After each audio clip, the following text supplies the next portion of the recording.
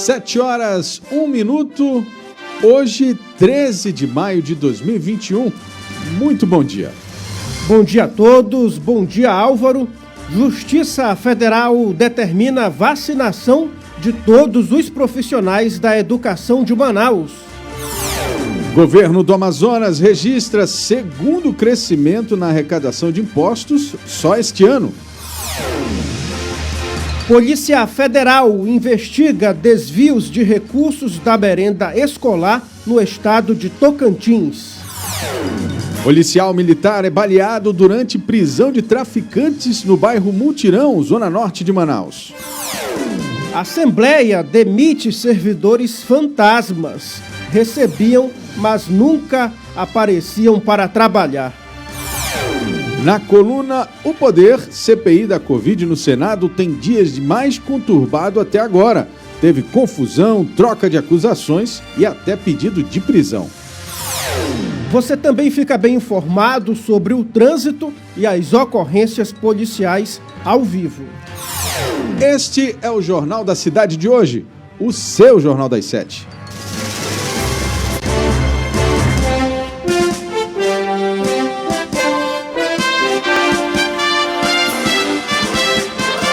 As notícias da cidade de Manaus. Polícia, emprego, comunidade. As últimas informações do Brasil e do mundo. Começa agora. Jornal da Cidade. Muito bem, 7h03. Agora vamos conferir as manchetes dos principais jornais do país.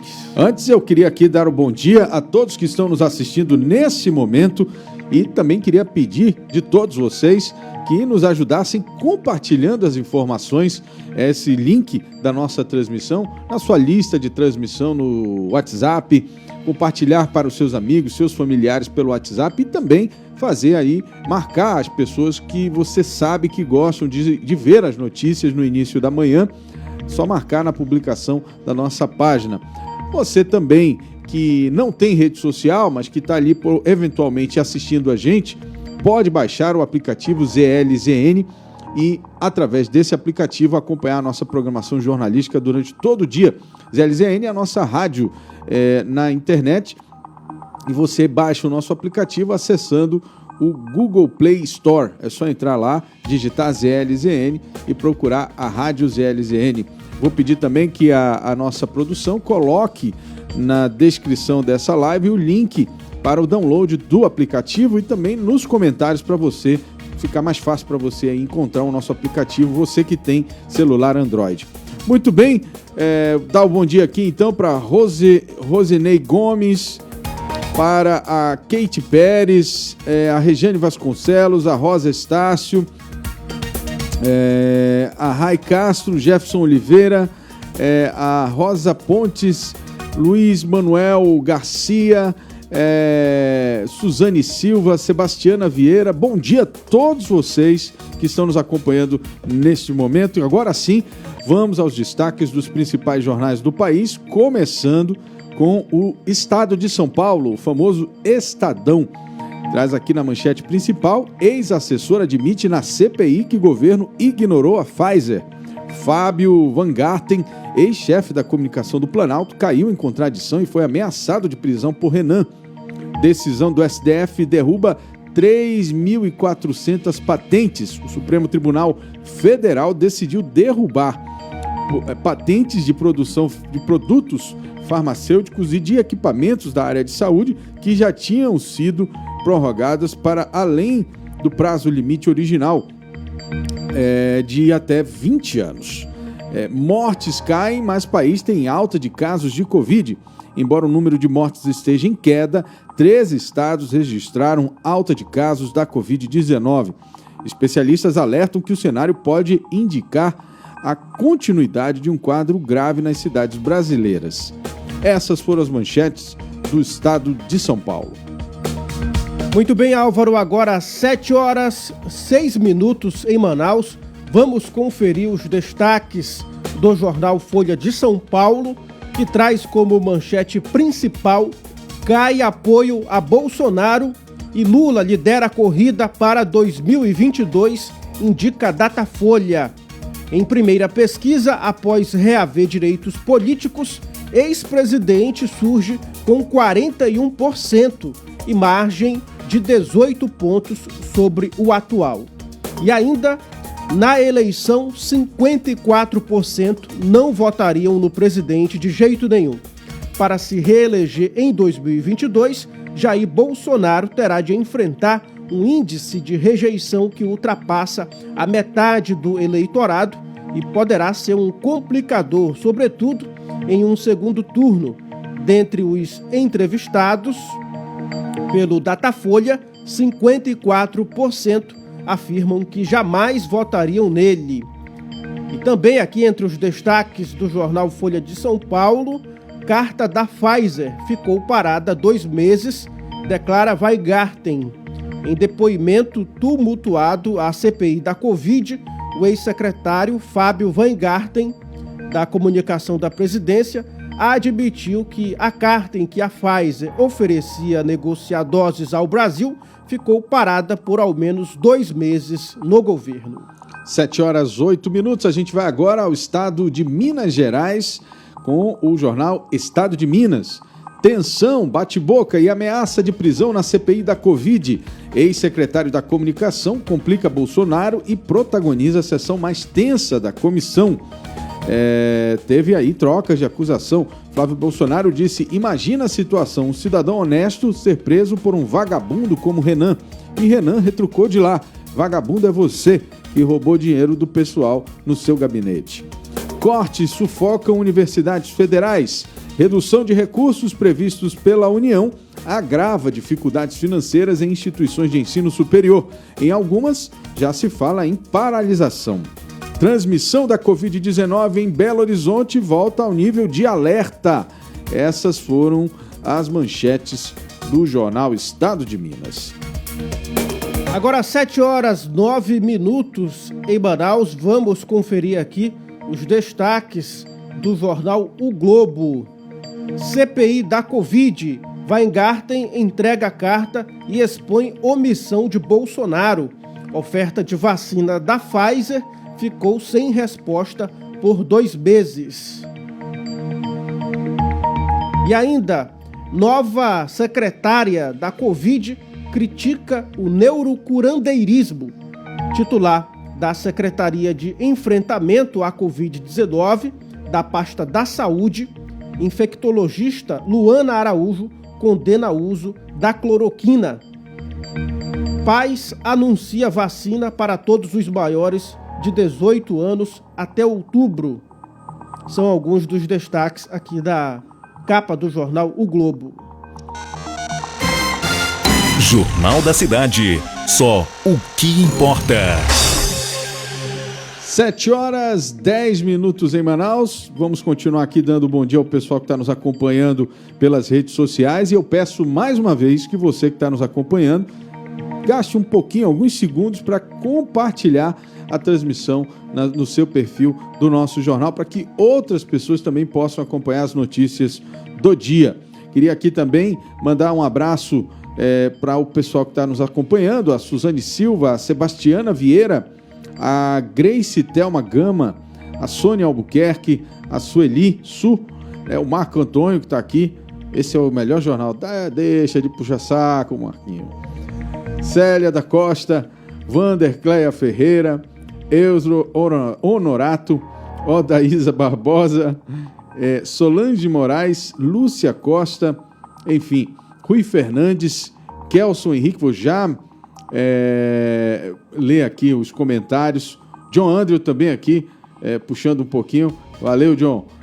Esse aqui é o nosso bom dia a todo mundo que está nos acompanhando. Agora sim, Correio Brasiliense.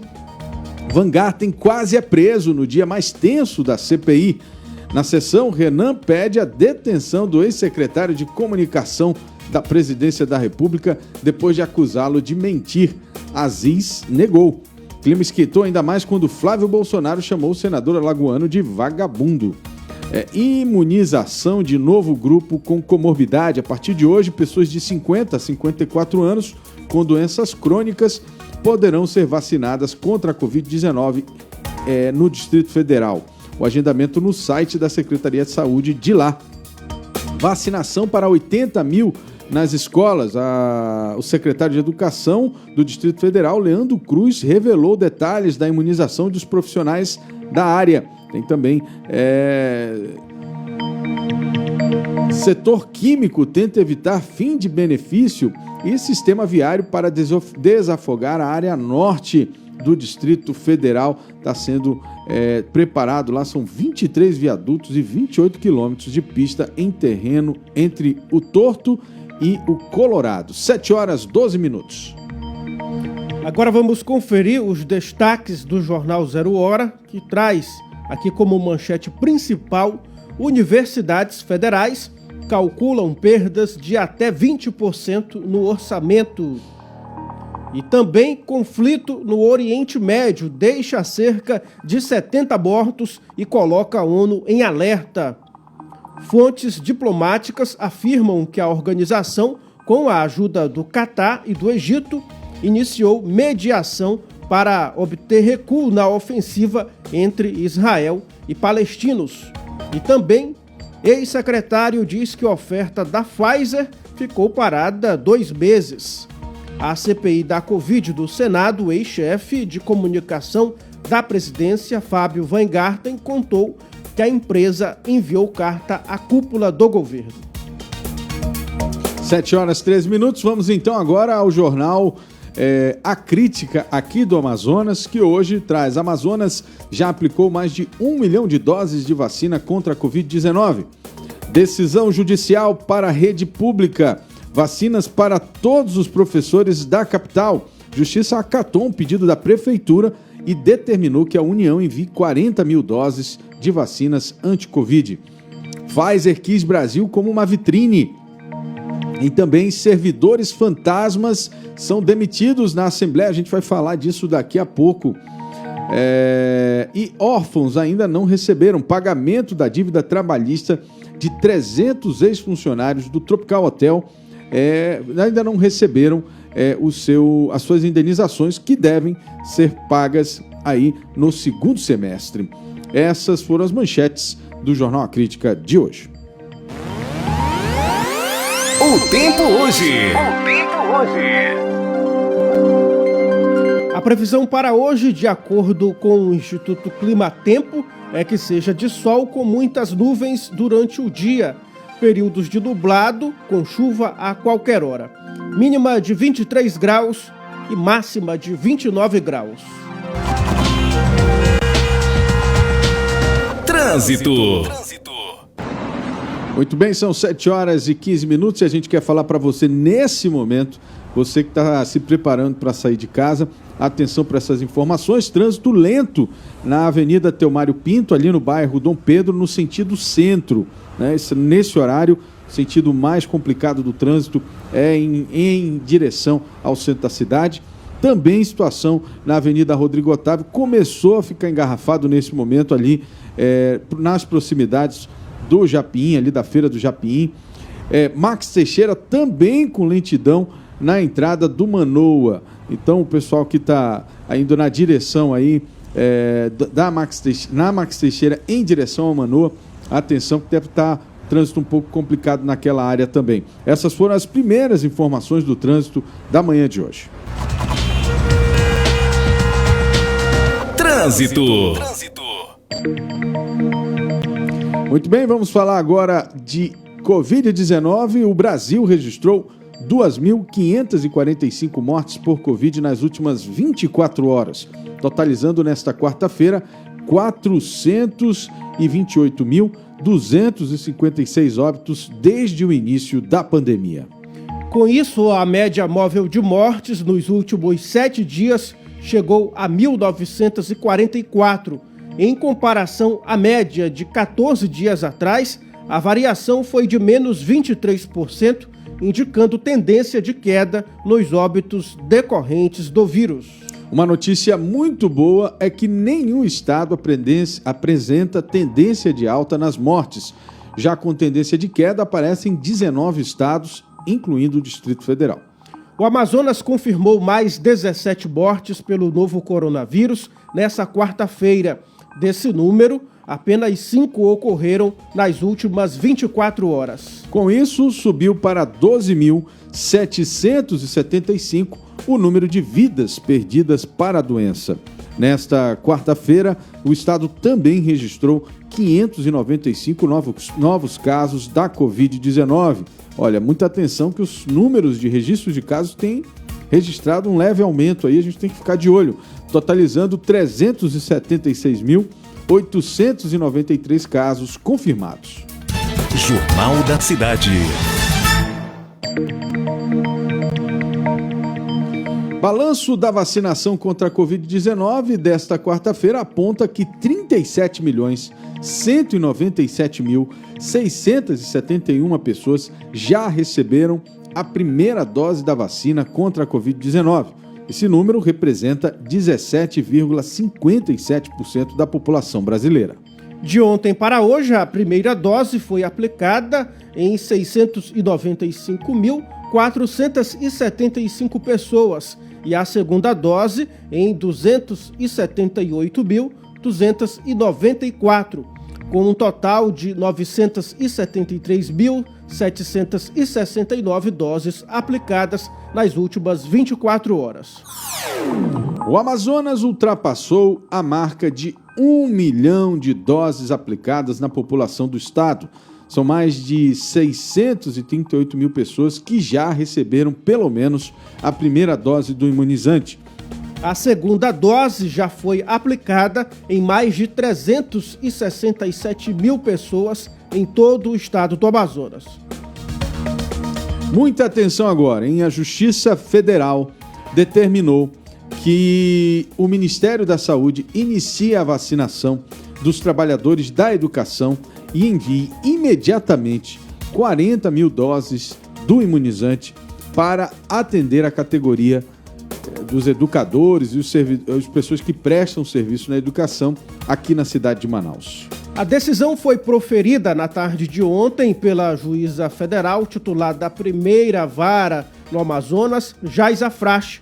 Ela atendeu um pedido da Prefeitura de Manaus, que irá retomar as aulas no formato híbrido na próxima terça-feira, dia 18 deste mês.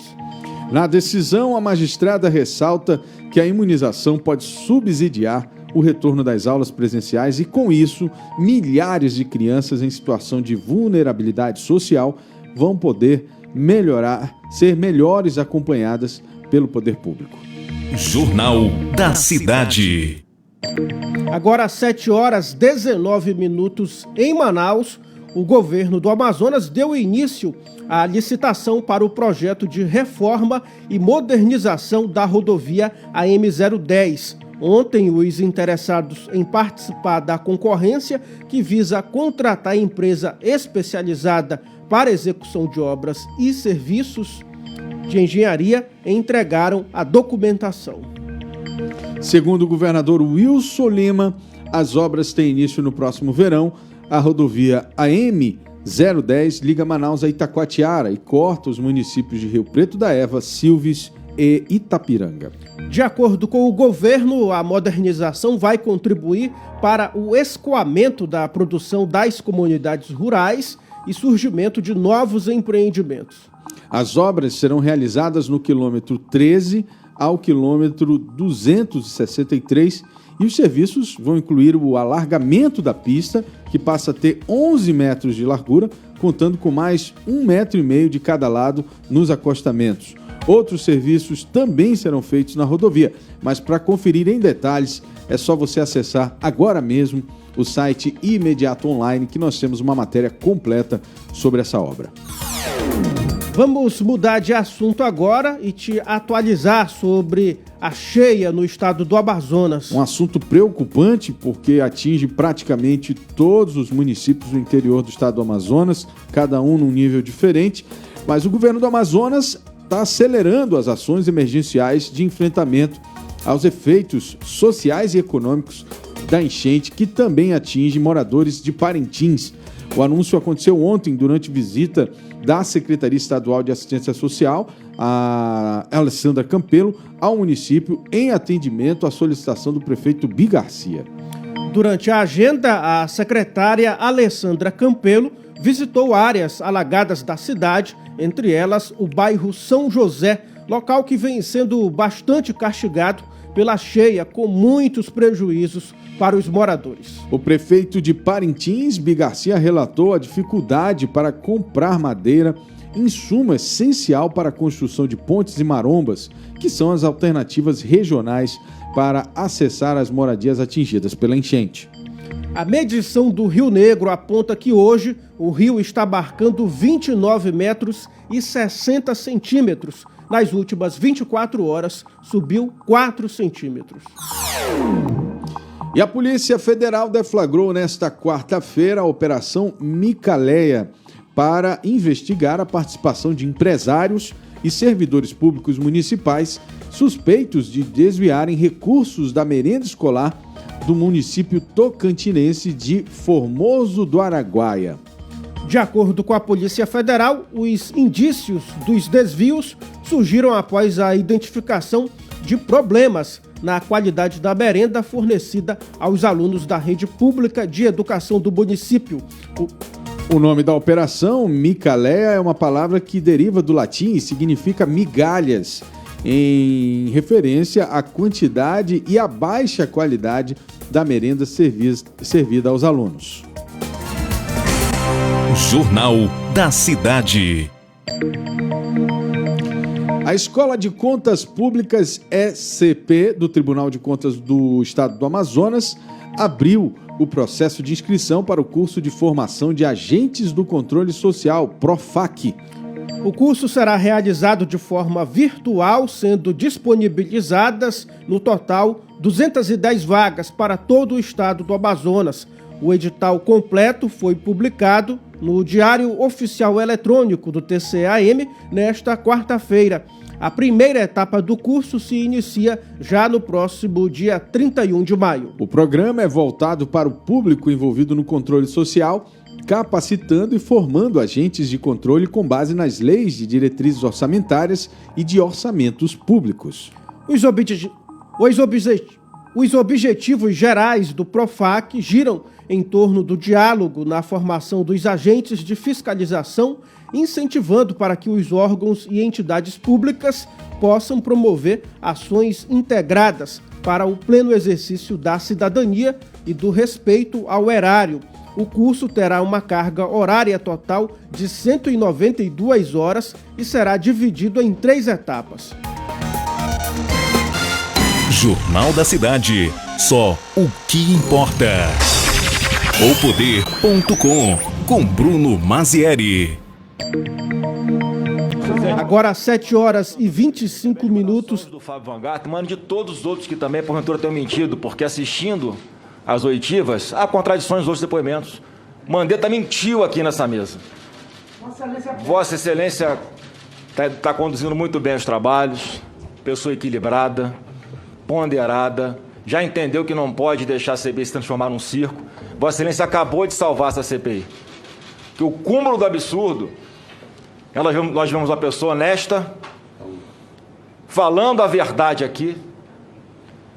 Estão tentando tirar uma entrevista como parâmetro de o que é verdade ou não que ele fala nessa CPI. Deixa a sua opinião. Na sua opinião tem 10. Na minha não teve nenhuma.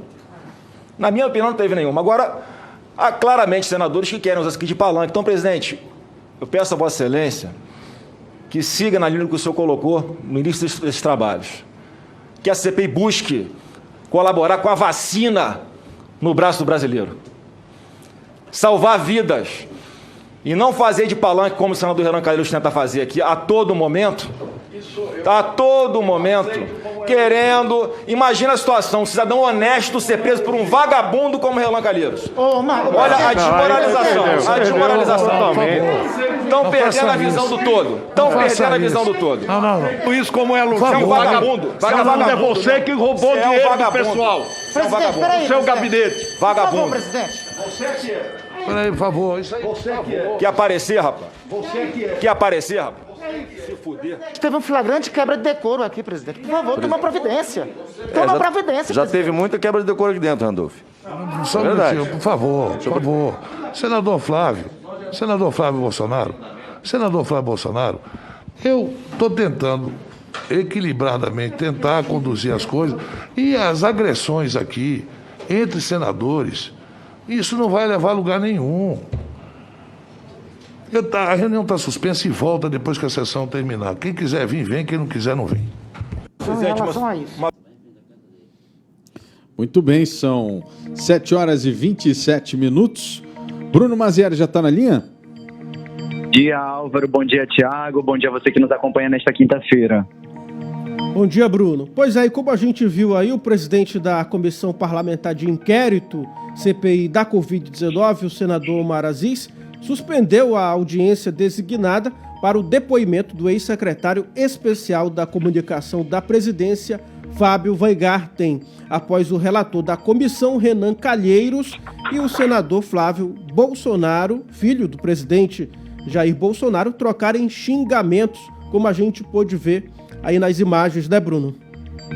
É isso mesmo, Tiago. Diferentemente da semana passada, quando as reuniões da Comissão Parlamentar de Inquérito da Covid correram super tranquilo, eu já imaginava que essa semana seria uma coisa mais acalorada. E foi o que aconteceu ontem, no depoimento do Fábio Weingarten. Inúmeros senadores sugeriram que ele estaria mentindo a respeito das campanhas de prevenção à Covid, principalmente aquela campanha do Brasil Não Pode Parar, da qual foi publicada pela Presidência da República e logo em seguida deletada por, enfim, incitar aí a população a ir para a rua, a trabalhar, enfim, quando na verdade todo mundo deveria ficar em casa, quem podia, obviamente. E aí os senadores começaram a questionar o Fábio Weingarten.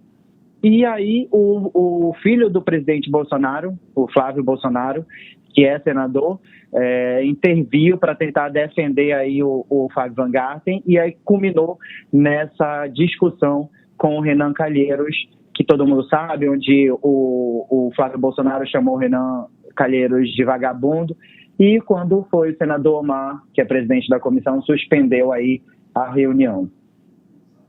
Agora, Bruno, o que fica muito claro, né, dentro desse processo é que quando descamba para esse tipo de situação é porque falta elementos para se discutir de forma técnica, né? Eu sempre acho que é o seguinte, quando uma discussão ela tem subsídios para se manter no ambiente técnico, naquilo que efetivamente faz sentido ou tem valor numa denúncia de fato, jamais descambaria para esse tipo de acusação e tal, porque as atenções ficam ali para discutir os aspectos técnicos do processo. O que ficou muito claro no depoimento do Weingarten é que continuaram tentando insistir naquela tese de que o presidente ignorou a Pfizer, a carta, quando foi dada a entrada na carta, etc. e tal. É que a gente precisa entender, e quem acompanhou toda essa pandemia sabe que quando surgiu a possibilidade de se comprar vacina, ainda existiam muitas dúvidas em relação à eficácia, muitas dúvidas em relação aos testes que haviam sido feitos. Muita gente da população se questionava se iria ou não tomar a vacina. Eu não sei se as pessoas lembram disso, mas isso não faz muito tempo que todo mundo ficava, mas será? Tão pouco tempo e tal. E o governo, naquele momento, se posicionou em relação à Pfizer, e eu me lembro bem, não que tenha ignorado, mas ele insistentemente fez cobranças para que a Pfizer se responsabilizasse pelos possíveis efeitos colaterais de uma vacina que ninguém sabia qual seria o resultado. E a Pfizer, no contrato que estava sendo oferecido, não queria se responsabilizar caso viesse a acontecer algum problema com qualquer pessoa que tivesse tomado a vacina. E, pelo que eu lembro, a discussão naquele momento foi em torno disso, né? E, por conta disso, me parece que o negócio em si não avançou. E isso tudo foi dito naquela época, né? Na verdade, Álvaro, o que eu penso a respeito sobre isso é o seguinte: o presidente Bolsonaro tinha uma proximidade muito grande do Donald Trump, que era o presidente dos Estados Unidos na época das assinaturas dos contratos, enfim. E o presidente Donald Trump, em momento algum, se refutou em ter qualquer tipo de contrato com a Pfizer. Acredito eu que a empresa jamais ofereceria um produto que, enfim, tivesse um efeito colateral muito grande. Eu acho que foi uma falha do governo federal mesmo, acredito eu. E a prova disso é que nos Estados Unidos a vacinação já está em pessoas de 15 e 18 anos.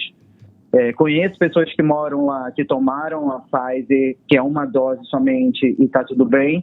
E o resto do mundo começa a voltar à sua economia normal, enquanto o Brasil está passando por isso. As pessoas estão muito ansiosas em cima desse assunto, porque o número de mortes só cresce e o número de vacinas não aumenta. Então, assim, eu acho que há uma polarização em torno desse assunto, está todo mundo com os nervos à flor da pele, e essa CPI promete ser a flor da pele nas próximas semanas. Hoje, por exemplo, o ex-diretor da Pfizer vai participar da CPI, e o Renan Calheiros diz que já preparou aí 50 perguntas que serão feitas. O CEO da América Latina da Pfizer, o Carlos Murilo, participará da CPI, e o Renan Calheiros já preparou 50 perguntas para ele. Pois é, então, mas assim, a gente vai saber muita coisa que aconteceu naquele período, das reuniões, enfim. Pois é, mas o que eu questiono, Bruno, é o seguinte: é porque não existe só a Pfizer como produtora de vacina, né? Nós temos a Coronavac, Covaxin, tem a Sputnik, enfim, tem uma série de vacinas sendo colocadas no mercado. Me parece que essa insistência em relação à Pfizer é uma pressão muito mais comercial, do ponto de vista comercial, tendo em vista, obviamente, que a gente não pode descartar que há uma disputa de mercado econômica, né, por conta da demanda por esse produto. A vacina ela é um produto, para a empresa, a vacina ela é um produto, né, que ela produz e vende, né? Então, assim, todas as produtoras de vacina, elas querem ser, digamos assim, contratadas por governos, prefeituras, governos federais, estaduais, inclusive, para oferecerem e venderem os seus produtos, né? Então, a gente também tem que ter muito cuidado com isso para não ser manobrado por interesses econômicos, né? E é aquilo que eu defendo. Muito mais do que também eu acho que essa questão do interesse econômico é a demora do governo brasileiro em tomar atitudes que pudessem adiantar a questão da vacinação no país. A gente sabe que os contratos só foram assinados no final de janeiro, liberação início de fevereiro, e aí a prova de que a gente está atrasado é a quantidade de mortes que segue em alta e a população que segue sem vacina. Em muitos lugares a gente está só na primeira dose, Manaus voltou a ter a primeira dose e a segunda dose, que graças a Deus foi enviado mais vacina para cá, graças aos esforços do governador Wilson Lima e do prefeito Davi Almeida, que vão com frequência a Brasília pedir para que o governo federal olhe com mais cuidado para o estado do Amazonas, que tanto sofreu, mas a gente precisa pensar como um todo. Então eu acho que o grande cerne da questão é a demora da vacinação em todo o país. Muito bem. Vamos lá, seguir com a nossa pauta de hoje aqui. Jornal da Cidade. Agora, 7h35 em Manaus. O BG, vamos agora para outro assunto aqui no O Poder. Rosimeire Cunha Martins, ex-mulher do ex-prefeito de Quari, Adail Pinheiro, e Rian Gabriel Silva, marido de Karen Pinheiro, irmã da deputada Maiara Pinheiro, foram exonerados dos cargos comissionados do gabinete da deputada. Vamos lá. Maiara Pinheiro foram exonerados dos cargos de comissionados do gabinete da deputada. A decisão foi publicada no Diário Oficial da Assembleia Legislativa do Amazonas desta quarta-feira. A exoneração tem efeito imediato. A Assembleia Legislativa do Amazonas afirmou que iniciou a apuração da denúncia de que servidores fantasmas lotados no gabinete da deputada estadual, Maiara Pinheiro, moram no exterior. A denúncia foi apresentada ao Ministério Público do Amazonas nesta quarta-feira. De acordo com a denúncia, os funcionários moram em Toronto, no Canadá e Portugal. É isso mesmo. A Rosemary é ex-mulher do pai da deputada Mayara Pinheiro, ou seja, foi madrasta da deputada. E, segundo a denúncia, ela reside em Portugal. E a nomeação dela para o cargo de assessora de diretora consta no site da Assembleia Legislativa do dia 26 de fevereiro deste ano.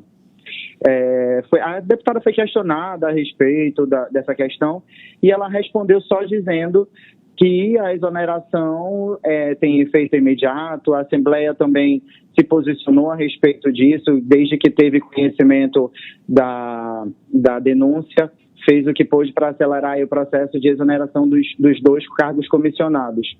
O deputado Roberto Cidade, que é presidente da Assembleia, foi procurado para saber a respeito dessa situação e disse que ia tomar conhecimento do caso e tornaria pública qualquer informação a respeito desse assunto. A bem da verdade é que a família Pinheiro volta e meia aparece aí envolvida em algum escândalo, né? E o mais recente foi esse, envolvendo a deputada Mayara Pinheiro e os assessores que trabalham na Assembleia Legislativa que estão ligados a ela, né? Pois é, eu sinceramente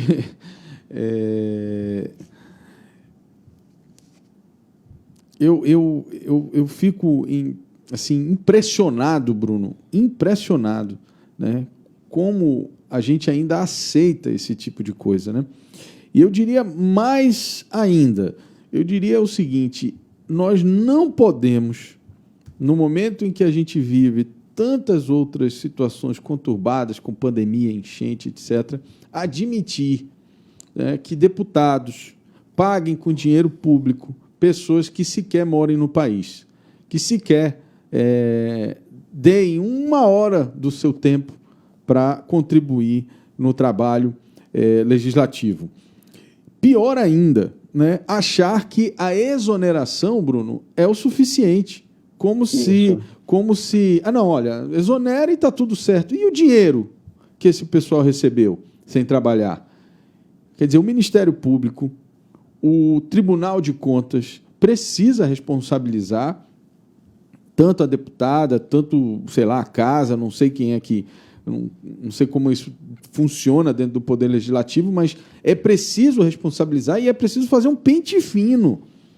Se existe no caso do gabinete da deputada Mayara, deve existir outros casos na Assembleia Legislativa. É uma verdadeira caixa preta esse negócio de servidores lotados na Assembleia e a gente precisa fazer um pente fino porque a sociedade não pode mais conviver com esse tipo de ação política. É por isso que os políticos são tão desacreditados hoje, Bruno. Essa é a grande verdade. Bruno? Oi, Álvaro. Perdão, ficou mudo aqui, mas eu já voltei. É isso basicamente que você falou. Eu acho que é preciso fazer um levantamento desses cargos comissionados. A gente sabe a quantidade deles. O que me deixa mais desconfortável, que eu vou usar uma palavra bem leve, tranquilinha, bem simples, é que tem outros servidores que são comissionados e trabalham muito, trabalham às vezes o dobro dessas pessoas que não trabalham e recebem o tanto quanto ou até muitas vezes mais. Exato. Então, é preciso que se faça um levantamento, que o presidente Roberto Cidade puxe as rédeas disso, procure saber o que acontece dentro da Assembleia Legislativa para que outros escândalos não venham afetar a sua gestão, como é o caso dessa envolvendo a deputada Mayara Pinheiro e seus assessores.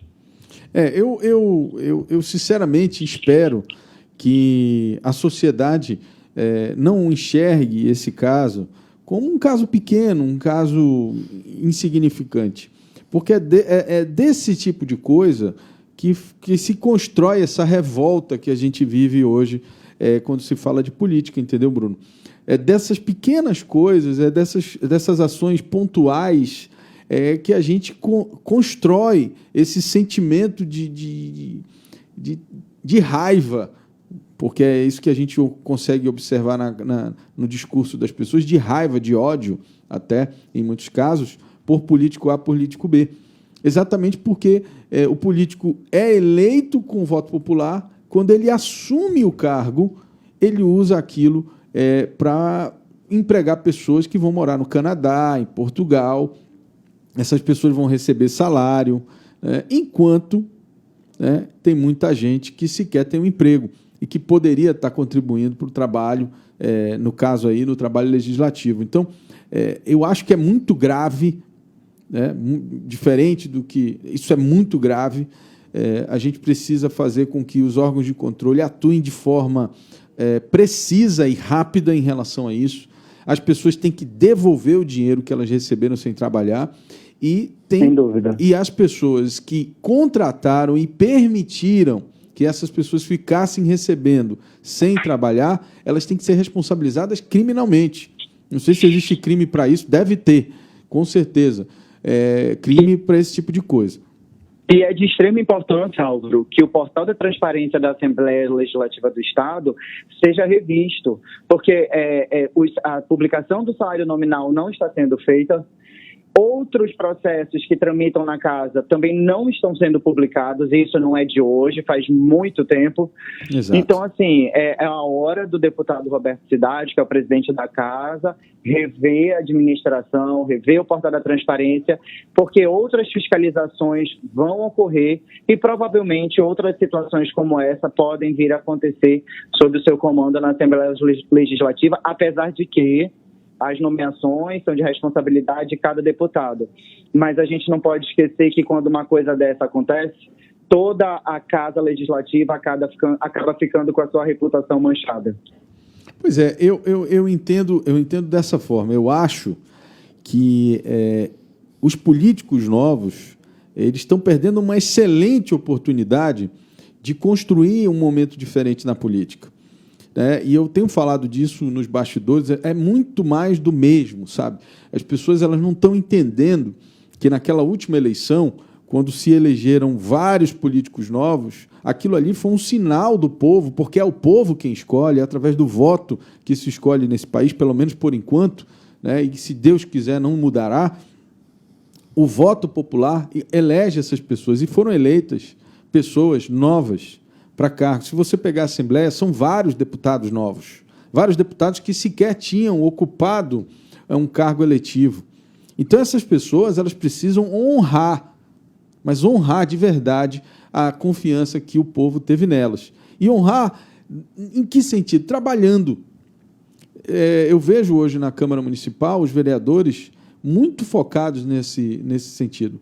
Muitos vereadores mostrando, atuando, trabalhando, desde o primeiro dia de mandato. São vários que a gente vê. Você não vê uma Câmara inerte, como foi a legislatura passada. Foi uma vergonha a legislatura passada, que a gente sequer sabia o nome dos vereadores. Então, os deputados eles precisam compreender o que o clamor popular está entregando para eles. A eleição está vindo aí.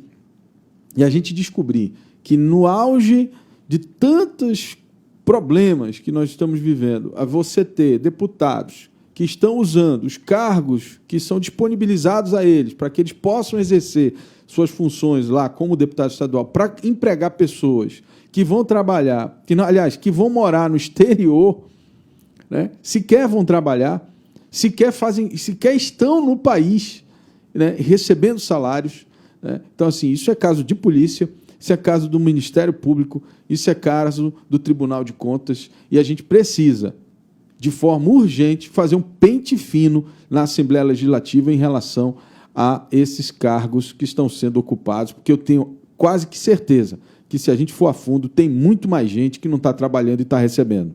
E a sociedade não merece esse tipo de comportamento, e os órgãos de controle precisam agir imediatamente nesse caso. 7 horas Concordo plenamente com você, Álvaro. 7 horas e 45 minutos. Jornal da Cidade. Bruno Mazieri, queria agradecer a sua presença aqui e dizer que amanhã você volta aí com mais informações conosco. Lembrando só, Álvaro, que como a gente já havia anunciado essa semana, a posse dos novos desembargadores do TJ acontece na próxima quinta-feira, dia 20, viu? Dia 20. Então vai acontecer de forma híbrida, não vai acontecer na sessão do Pleno, como geralmente acontece, mas vai acontecer no dia 20, quinta-feira que vem. Tá ótimo, então. Obrigado, Álvaro. Obrigado, Thiago. E até amanhã, se Deus quiser. Até amanhã, 7h46. Jornal da Cidade. Só o que importa. O Estado registrou a segunda alta consecutiva na arrecadação tributária deste ano, a despeito da continuidade da pandemia da Covid-19. As ações desenvolvidas pelo governo do Amazonas por meio da Secretaria de Estado de Fazenda para mitigar o avanço da crise econômica decorrida da pandemia permitiram o avanço da arrecadação, mesmo com um cenário de aumento de gastos com pessoal, em especial nas áreas de saúde e segurança pública. Mesmo com as quedas na receita tributária de janeiro e fevereiro, meses de maiores restrições devido à segunda onda do novo coronavírus do estado, a arrecadação avançou em março um pouco mais de 8% e abril quase 23%. Na comparação quadrimestral, a alta em relação ao ano passado foi de 5,34%. A alta na arrecadação de tributos estaduais em 2021 teve a indústria como principal indutora. O setor industrial foi o único que acumulou sucessivas altas em relação ao ano passado. A comparação por mês aponta um crescimento de 19% no primeiro quadrimestre. É esse tipo de notícia que a gente precisa enaltecer e exaltar, porque mesmo diante de todo o quadro adverso por conta da pandemia, o estado do Amazonas conseguiu manter a sua arrecadação. Para quem não entende, manter a arrecadação é manter o aumento na arrecadação de impostos. E através desse recurso, por exemplo, é que se permite ao Estado fazer a entrega desses auxílios. Auxílio enchente, auxílio para o pessoal da cultura, auxílio emergencial para as pessoas que estão sofrendo porque não estão trabalhando, né? As linhas de crédito de fomento, enfim, é através desse recurso é que é possível, né, você manter esse tipo de auxílio. Então a gente tem que parabenizar e enaltecer, né, toda a atuação da Secretaria de Fazenda, que também tem muito do trabalho dos auditores fiscais enfim, mas principalmente reconhecer que mesmo diante dessa dificuldade toda, o estado do Amazonas está conseguindo manter o aumento da sua arrecadação. Eu fico impressionado quando eu vejo o deputado criticando o aumento de arrecadação, questionando o aumento de arrecadação. Na verdade, ele tinha que estar agradecendo, enaltecendo, né, e não criticando o aumento de arrecadação. São 7h49. Polícia. Vamos então agora saber o que aconteceu na noite e madrugada. João Gomes já está nas ruas. Hoje é João Gomes. Seja bem-vindo, João. Olá, muito bom dia a todos vocês que seguem nos acompanhando ao vivo aí pela rádio. Nesse momento, então, a gente sobre as ocorrências policiais durante a noite, durante o dia, né, da última quarta-feira. E, de fato, o caso que mais chamou a atenção foi o caso do cabo da Polícia Militar, identificado como Márcio Brito, que acabou sendo atingido com um tiro na perna durante uma ocorrência policial. Esse fato aconteceu por volta das 15 horas da última quarta-feira, na Rua 18, da área do Mutirão, no Novo Aleixo, Zona Norte da capital do Amazonas. Lá no local, de acordo com a 27ª SICOM, a Polícia Militar recebeu informações de que o tráfico de drogas rolava solto ali, plena luz do dia. De posse dessas informações, a guarnição então foi até o local com o objetivo de deter esses criminosos. Mas ao chegar na área, os policiais militares foram surpreendidos por tiros que foram disparados pelos traficantes. A Polícia Militar, claro, para se defender, acabou revidando esses tiros e durante essa troca de tiros, o cabo da Polícia Militar, Márcio Brito, acabou sendo atingido com um tiro na perna direita. Esse tiro acabou fraturando um dos ossos da perna direita, e esse agente teve que ser levado em grave estado de saúde para o Hospital e Pronto-Socorro Platão Araújo. Já na unidade de saúde, o policial militar passou por um procedimento cirúrgico, já realizou a retirada da bala da perna e nesse momento já não corre mais nenhum risco de morte, mas vai precisar ficar uns dias afastados aí da rua para conseguir se recuperar 100% desse tiro que acabou levando. Já o traficante, que não teve o nome divulgado, foi preso junto com mais 3 pessoas envolvidas com o tráfico de drogas. Então, apesar da polícia ter sido atingida, do policial militar ter sido atingido, pelo menos 4 pessoas que participaram desse tiroteio, 4 criminosos foram presos no local, para o 6º Distrito Integrado de Polícia, o 6º DIP, onde foram apresentados e deverão aí ser responsabilizados pelo crime. Ontem a gente teve também uma ocorrência policial que acabou chamando a atenção, bem próximo ainda no mutirão, no 23 do bairro Cidade Nova, ainda na Zona Norte, um assaltante, o Matheus da Conceição Silva, de 20 anos de idade, acabou morrendo durante uma tentativa de assalto. Ele chegou até uma panificadora junto com o segundo meliante, um comparsa, e anunciaram um assalto, mas dentro da panificadora estava um justiceiro. É assim que está sendo chamada essa pessoa pelos populares lá no local. Era um homem que também estava armado, percebeu a ação dos bandidos e, para frustrar o assalto, esse homem atirou contra esses assaltantes. O tiro acabou acertando um dos criminosos, que não resistiu aos ferimentos e morreu lá mesmo no local. Trata-se do Matheus da Conceição Silva, de 20 anos de idade. Já o comparsa dele, mesmo baleado, conseguiu fugir, mas foi preso minutos depois, ainda tentando fugir a pé do bairro. O nome do comparsa ainda não foi divulgado, mas o nome do criminoso que foi assassinado pelo justiceiro já foi aí divulgado como Matheus da Conceição Silva, de 20 anos. Outras ocorrências policiais também aconteceram na cidade, mas essas de fato acabaram chamando atenção nas últimas 24 horas. Assaltante muito do justiceiro e policial militar baleado durante uma ocorrência de prisão por tráfico de drogas.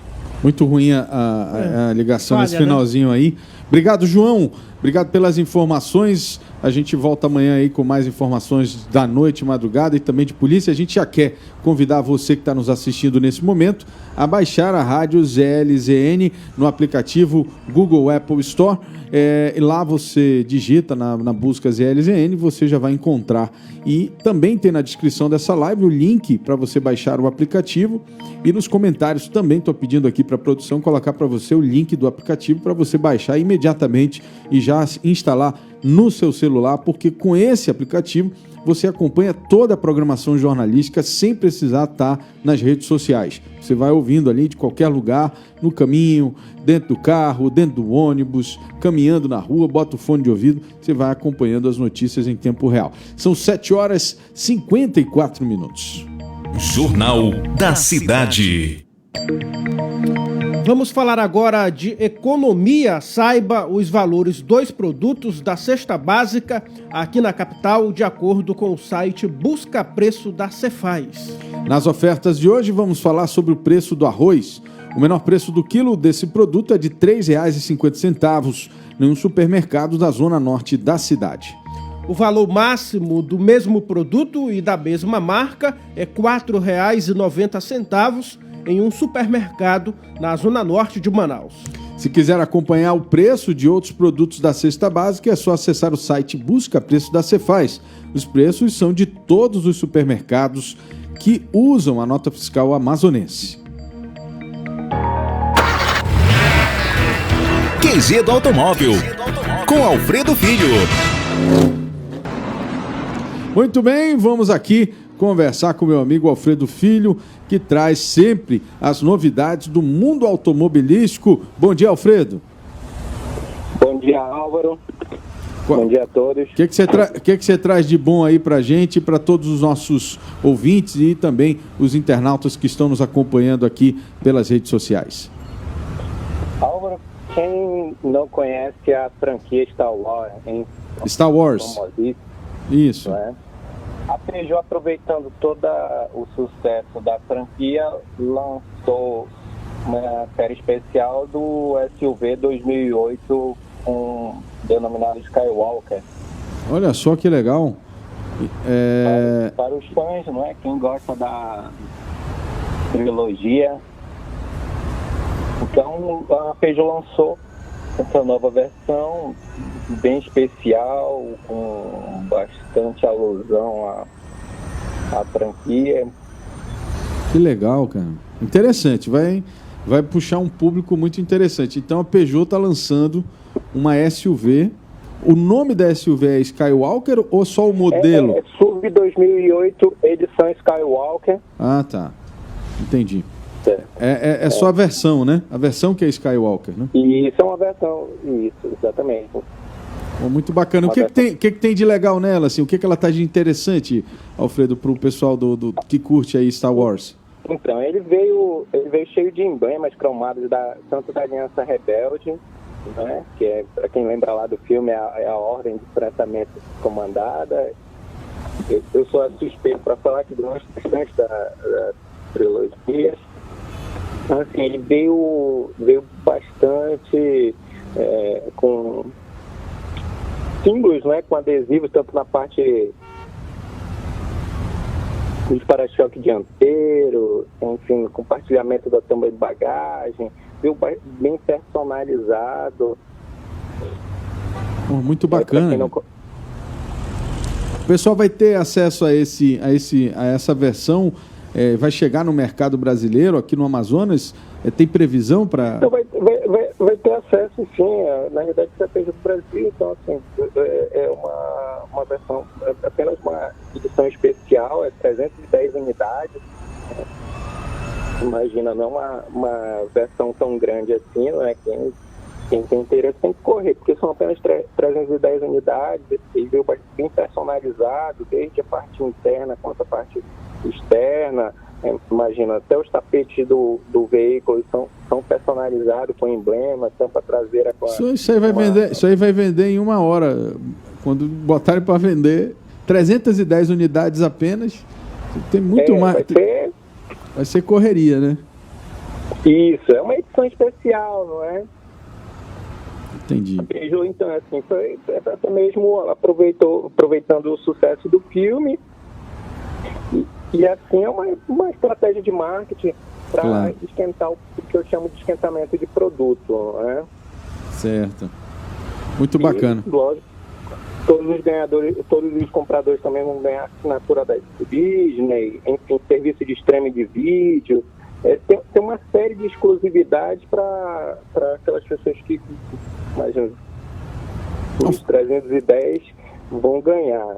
Entendi. Pena que só tem 2 cores, que uma é branco, outra é preto, né? Um branco nacre, eles deram esse nome, e o outro é um preto perla neira.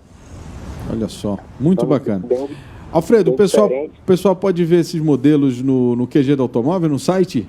Pode ver o modelo no QG do Automóvel, pode ver lá no site, acessar qgdoautomóvel.com e conseguir visualizar as imagens do veículo. Então você que está nos assistindo, que quiser conferir essa edição especial da Peugeot, né, que é a edição Skywalker, em homenagem a Star Wars, né, pode dar uma olhada lá no qgdoautomóvel.com. Lá tem esse modelo que está sendo lançado no Brasil. É uma edição comemorativa. Serão apenas 310 unidades. Você que é fã dessa franquia pode dar uma conferida lá, que é um carro todo estilizado, todo cheio de acessórios que lembram a temática do filme, da franquia, né? Star Wars, na verdade. Não é só um filme, é uma franquia. Alfredo Filho, muito obrigado, meu amigo. Muito obrigado, Álvaro. Valeu. Até a próxima quarta. Até a próxima quarta. São 8 horas em ponto. QG do Automóvel, com Alfredo Filho. Agora, 8 horas em Manaus. Olha, Álvaro, para quem costuma apostar aí na Mega Sena, vai ter uma nova chance para tentar um prêmio milionário. Pois é, ninguém acertou as 6 dezenas da Mega Sena realizada na noite de ontem. Agora o prêmio vai para 33 milhões. Você pode apostar até sábado, quando vai ser feito o sorteio do prêmio milionário. A probabilidade de vencer em cada concurso varia de acordo com o número de dezenas jogadas e do tipo de aposta realizada. Para as apostas simples, é de 1 em 50 milhões.